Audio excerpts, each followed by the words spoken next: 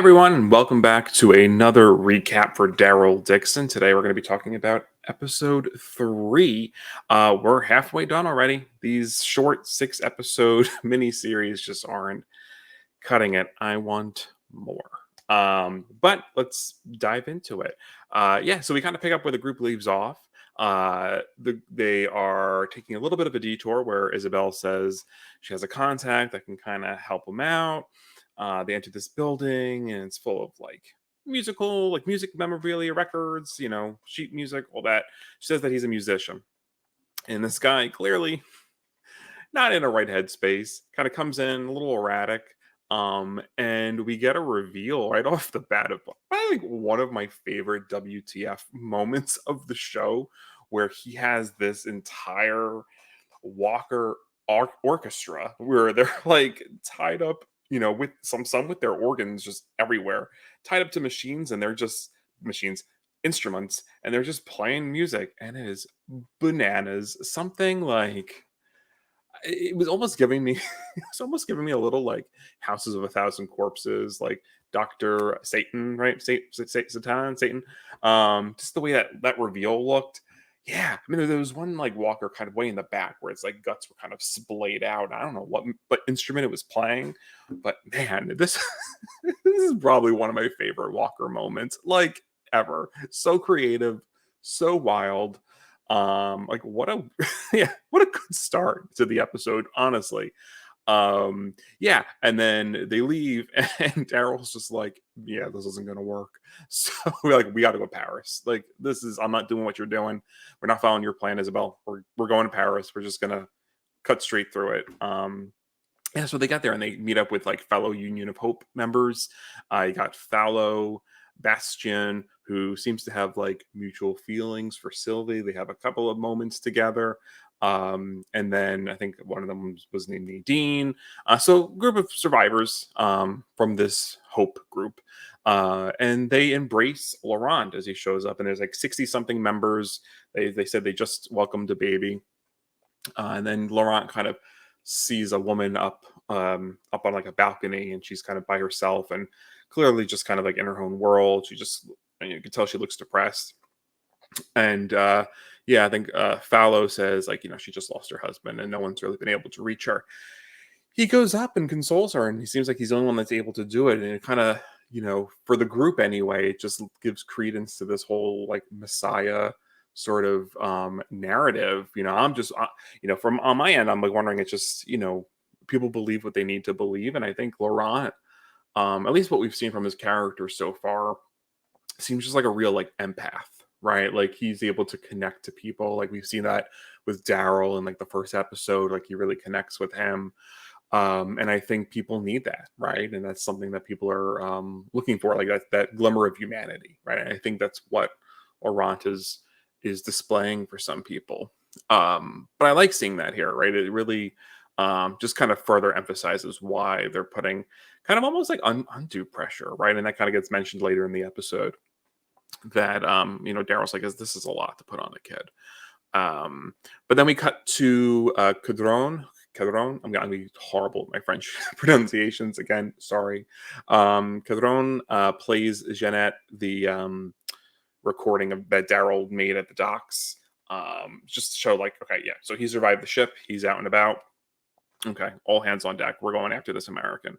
But then we get this interesting shot with the scientists. They briefly show the experiment happening, but then we cut back to the Walker is kind of like chained up, and they're doing some kind of drug trial tests. And it seems like they're making them almost like superhuman, like almost like almost like Captain America-ifying him, right? Super serum. This like Walker is able to like bust through the chains. But then they say he only lasts like 18 seconds because he starts to like implode from the inside out. So they're trying to like weaponize walkers, which is, it's a leap. I'm gonna say it's a leap. I mean, like, hey, in a universe where walkers exist, I mean, who's to say anything is impossible? And now, decades have kind of happened, have gone on. So I'd be curious, like what would science do? What would like mad scientists do? I mean, we saw some stuff going on over in Dead City, right, with the methane. So I think we're further kind of exploring these themes of like what would people try to accomplish, right, with walkers and in this world. So I think that's definitely really interesting. I'm curious how that kind of plays out.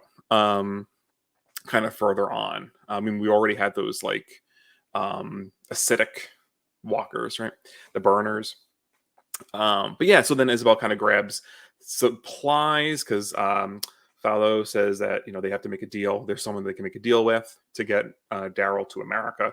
So she goes and she gets some like drugs and things, and Daryl sees and kind of gets a brief hint at her shady past. And she also grabs a picture of her sister, right, to show Laurent, which I thought was really sweet because he hadn't apparently, yeah, he doesn't know what she looks like, his own mother. So I thought that was sweet that she did that. But then as they're leaving, there's walkers. They're like kind of in a courtyard, and like walkers are like flying. I think it's always a great effect. Like, I mean, I think The Walking Dead, the main show, has done it before. Just the falling zombies, like it's just, I love that.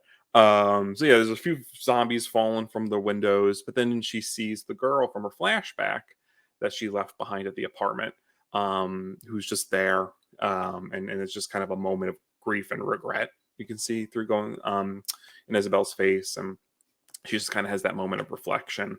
But then they kind of go off, and then they kind of cut to, and Fallow is taking them kind of down underground to where they can make the deal, and they're going through the catacombs, which are so cool. I was so on a honeymoon. My husband and I actually went. We did London and Paris, and we got to go through the catacombs in Paris, and it's really creepy. But there's a really kind of cool conversation Fallow has with Daryl about like how like Europe, like America is very new comparatively, right? And then like he talks about the Black Plague and like how the world has gone through many apocalypses before, and they'll get through this one. And I kind of like it's just interesting perspective. Um, Certainly given modern history, right? The pandemic, and certainly kind of evoking some of that as well. But yeah, so they end up in this, they go through the catacombs and they get into this like functioning nightclub, which I thought was so cool. So like in the apocalypse, right, there's this functioning underground nightclub with like burlesque dancers and singers and drag queens. So yeah, for those that don't know, there is a rich history of drag in Paris. There's a famous documentary called Paris is Burning. If you have not seen it, please do educate yourselves. It's a good one. It's good. But yeah, so they get there, and surprise, surprise, it's run by Quinn, her Isabel's ex. And he kind of reveals that there's like the nightclub can run through like a deal with Jeanette and keep them safe. But Quinn says he would help Daryl, but he propositions them, right? That he reveals that he's Laurent's father. Although there's no like paternity test, so like I guess there's really no way to prove it. But I guess I guess there's a history there, right? So because Isabel doesn't seem to really question it, so I guess her sister and Quinn did have a past. And he says that she has to reveal to Laurent the truth. She doesn't want to do that. So they refuse, so they kind of leave and they say they'll figure it out on their own, right? And that's kind of when Cadron storms the place, and kind of in the chaos, Laurent, I think it seems like Laurent hears Isabel talking to Daryl, and he may know that Quinn's his father now. It kind of just seems, he says like, I hate you, and I'm assuming he overheard, and he runs away. And that's when Cadron and the group kind of storm, and they chase Daryl, and kind of there's this kind of fun little rooftop chase, and then Daryl kind of falls through the roof, and Laurent's missing, and that's kind of where we leave it. Um, pretty solid episode. I gotta say, I'm really loving the singular narrative here. Like it is character driven, right, with Daryl and Isabel, and I'm loving the characters, and I love that we're just getting this singular plot focus, and we're moving across France, and it's very, again, early days Walking Dead. Like it feels so cohesive, and it feels so like feels like there's a plan, right? Like it feel so I'm hey, and just a lot of food for thought, right? Like yeah, I mean, some of my favorite parts of this episode were like the conversations about under the catacombs, and like in the moment with the widow, and yeah, I don't know. I can't say anything bad. I'm really enjoying it. It looks stunning. Like the way they're capturing France in this apocalypse is just beautiful. But yeah, what do you guys what do you guys think? What are your favorite parts? Are you enjoying the characters, the story so far? Let me know what you think in the comments below, and I'll catch you guys next time.